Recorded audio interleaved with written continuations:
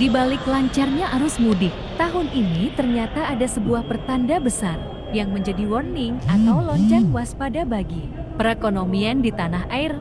Pasalnya, jumlah pemudik di tahun ini merosot hingga hampir 50 juta, di mana hal tersebut diduga akibat efisiensi ekonomi, maraknya PHK, serta melemahnya keadaan ekonomi menengah ke bawah, sehingga menyebabkan banyak masyarakat mengurungkan niatnya untuk mudik di tahun ini. Seperti diketahui, kegiatan mudik sangat membutuhkan biaya yang tidak sedikit, mulai persiapan di perjalanan hingga sampai di kampung halaman berkumpul dengan keluarga tercinta. Demi mencapai rasa kebahagiaan yang merupakan ujung dari perjalanan mudik, harus didukung pula dengan keadaan perekonomian yang baik. Inilah yang patut menjadi perhatian pemerintah selain membenahi sarana dan prasarana serta transportasi demi kenyamanan dan keselamatan pemudik. Faktor keadaan ekonomi juga tak boleh luput dari hadirnya negara demi kesejahteraan dan kebahagiaan.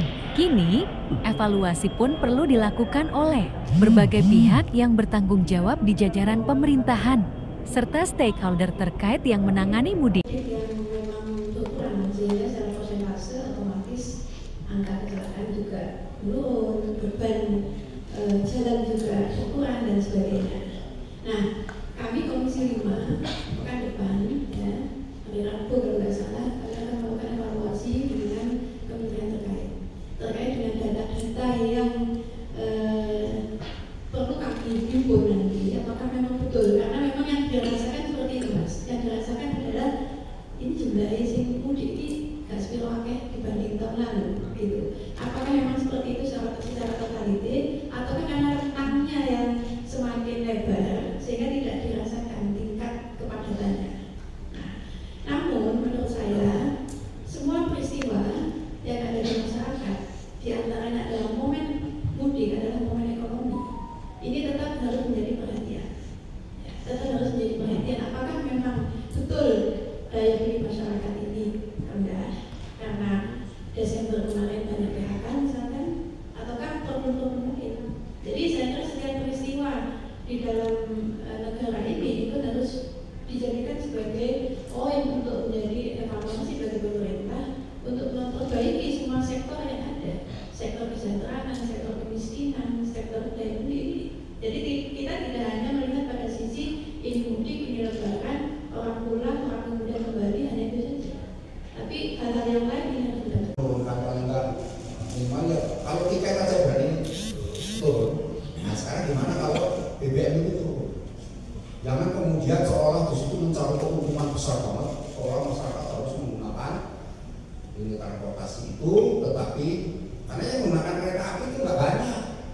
Nah, karena saya setuju dengan Pak Orang tadi, bagaimana kemudian penggunaan bus gratis itu jangan ngumpul, karena kemarin ngumpul itu, jadi akhirnya berebut di ini bahu jalan, bahwa boleh diajar hari Kamis saya pulang itu hari puncaknya macet tanggal 27 itu semua berebut.